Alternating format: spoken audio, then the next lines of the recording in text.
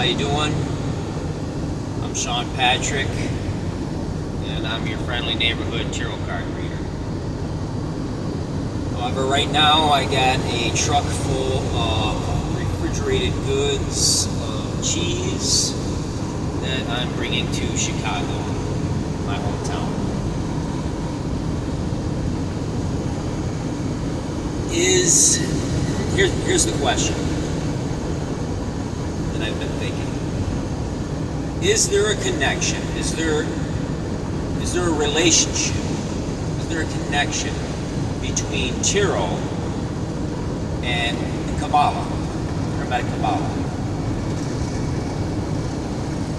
Now, any serious occultist, any serious tarotist will say yes, and absolutely. There's a correlation there that cannot be denied. Now, those who aren't well versed in Qabalah might object. You know, there are some who would say, well, historically, there's no evidence that tarot and Qabalah are connected. You know, nowhere ever was there, some rabbi who wrote down something, saying, I Rabbi so-and-so, letting you know that tarot and Qabalah are one and the same. There's no whole historical evidence. However, if it looks like a duck, walks like a duck, and quacks like a duck, you know where I'm going. Chances are you're dealing with the duck. The correlation between tarot and the Hermetic Qabalah is too uncanny to be a coincidence.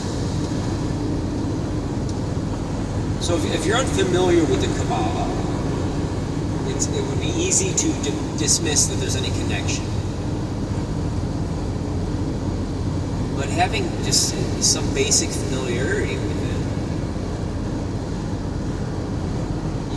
it, it's just way too coincidental. It fits too nicely. Qabalah and tarot go together like peas and carrots. They fit too handsomely together.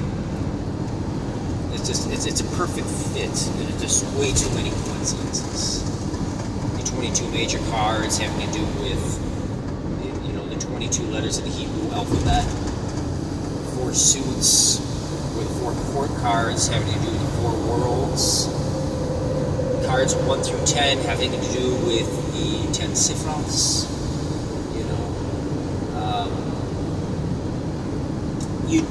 What I'm saying is you don't have to force tarot and Qabalah to fit.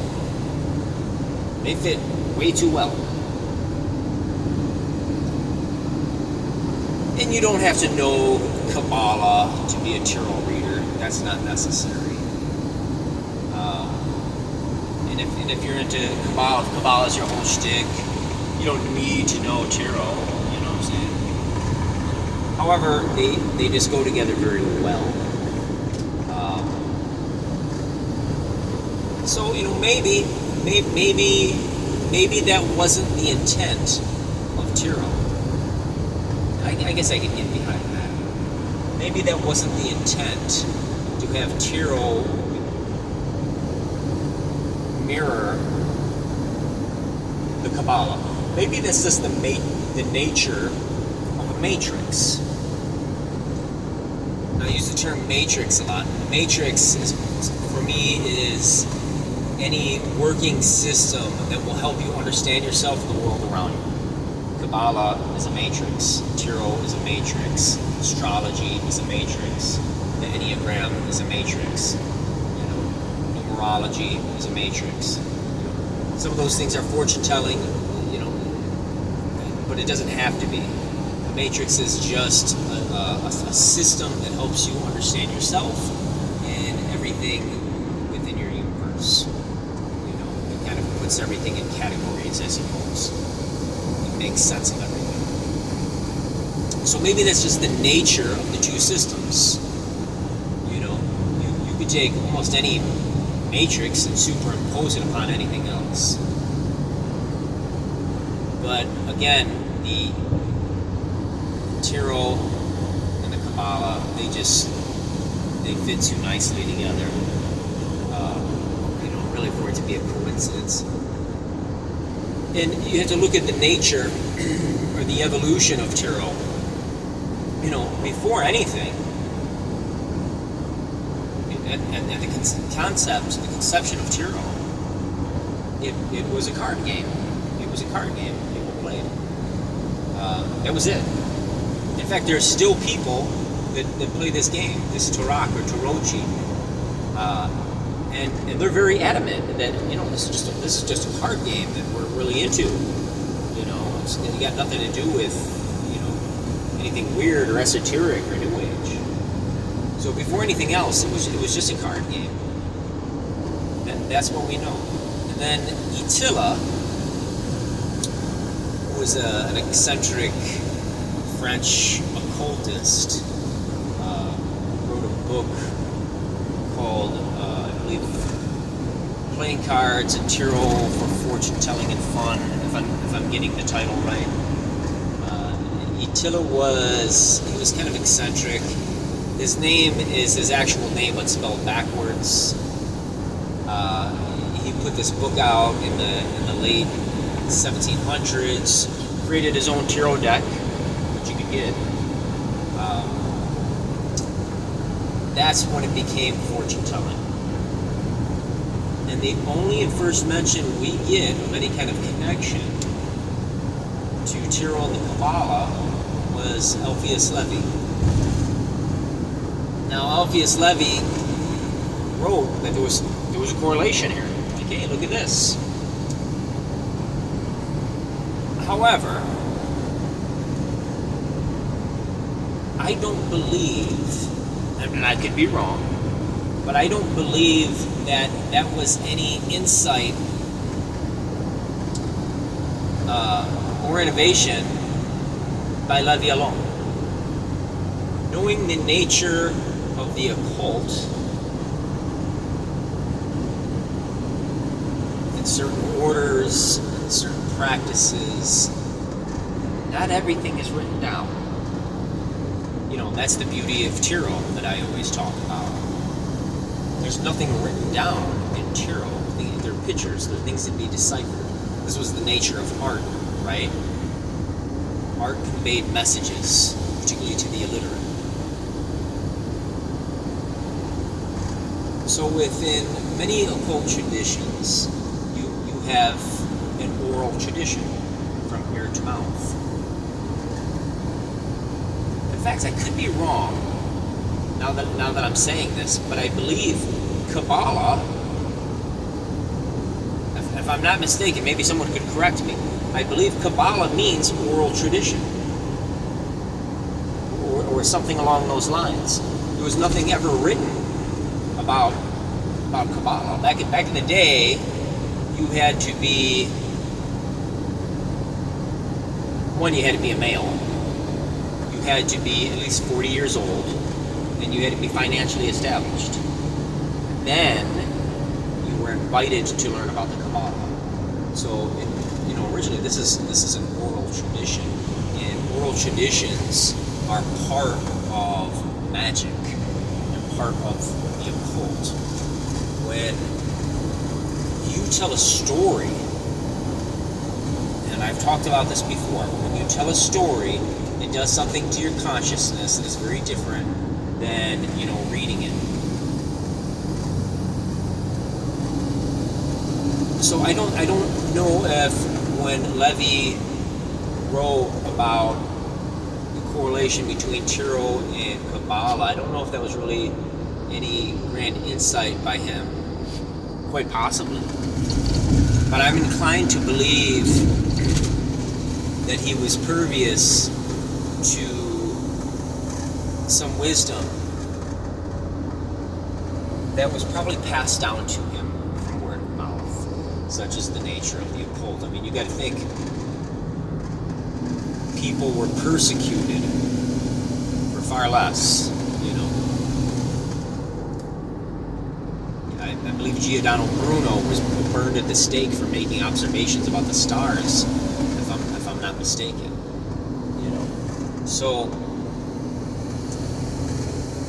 this is the laws of the cult: to know, to dare, to will, and to be silent.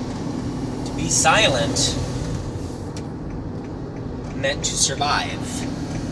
You know, in the old days, if you open your mouth about these things, you would be persecuted as a heretic. So it was important to keep your mouth shut. It was probably wise not to write things down so they wouldn't get found out. You know,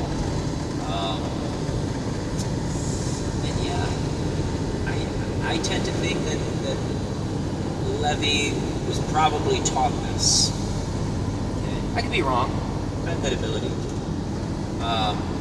This is just my take. So, you know, is there a connection between Tarot and Qabalah? Well, if you're unfamiliar with the Qabalah, you know, you can sit here and ponder it and say, I don't really know.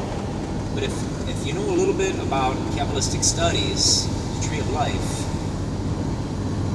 it's kind of hard to miss. You know, it's almost as if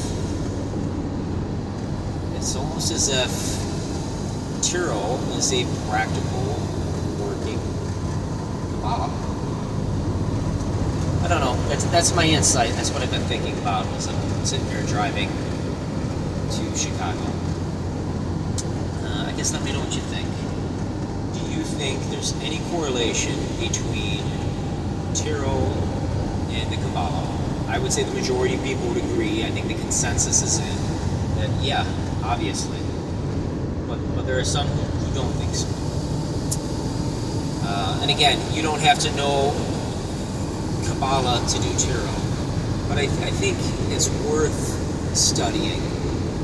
You know, I think it's really worth studying. I feel, for the most part, it's the basis of the Western magical tradition. And I think Qabalah is worth looking into. And I think if you're going to study Qabalah, I would start with Lon Milo DuQuette's book, The Chicken Qabalah. It's a fun book. I would start there. I would read that maybe a few times. I know he has another one too called The Son of the Chicken Qabalah. I've never read it. Dion Fortune's book on the Qabalah. Mystical Qabalah. That's another great book. That was the first one I read. And Crowley has a correspondence book called 777, which is worth looking into. Get a diagram of the Tree of Life, a poster or something, hang it up, look at it, ponder it, think about all the things that could fit into those categories, those siphons, and get yourself a deck of tarot cards, you know, and start there. Kabbalah's deep work. It's deep, hard work. You'll feel like you're over your head, but I think it's worth looking into. That's it. I guess that's all I got. That's my wrap.